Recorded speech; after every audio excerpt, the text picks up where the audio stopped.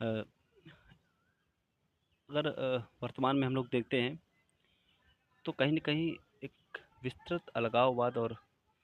आतंकवाद जो भ्रांतियाँ हैं, क्रूरताएँ हैं,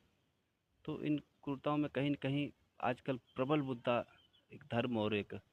ईश्वर विशेष के लिए है।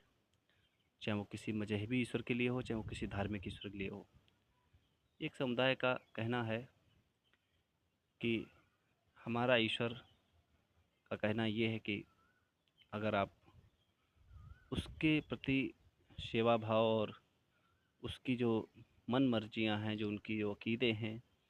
उन पर अगर अमल नहीं करेगा कोई और उनको कोई फ़ॉलो नहीं करेगा, उनको कोई अपनाएगा नहीं, तो जीवन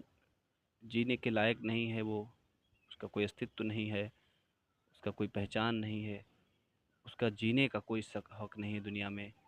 क्योंकि उसके ईश्वर की बनाई हुई हर चीज़ है और आप उसके ईश्वर को नहीं मान रहे तो वो उसके ईश्वर की बनाई हुई किसी भी चीज़ का आप उपभोग नहीं कर सकते। तर्क दिया जाता है। हमारे हिसाब से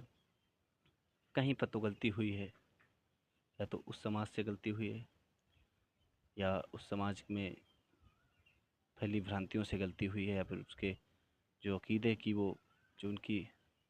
बातें हैं, कहीं न कहीं कुछ तो हुआ है उन विचारों के साथ में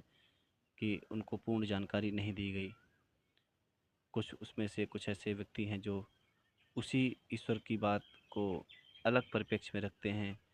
जो कि काफ़ी सत्य लगती है, अच्छी लगती है, नैतिक लगती है, समाज कल्याणकारी लगती है,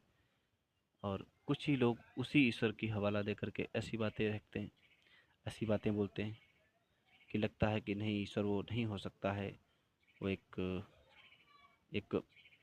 एक ऐसी मानसिकता हो सकती है जो समाज में एक ऐसा माहौल पैदा करना चाहती है जो क्रूर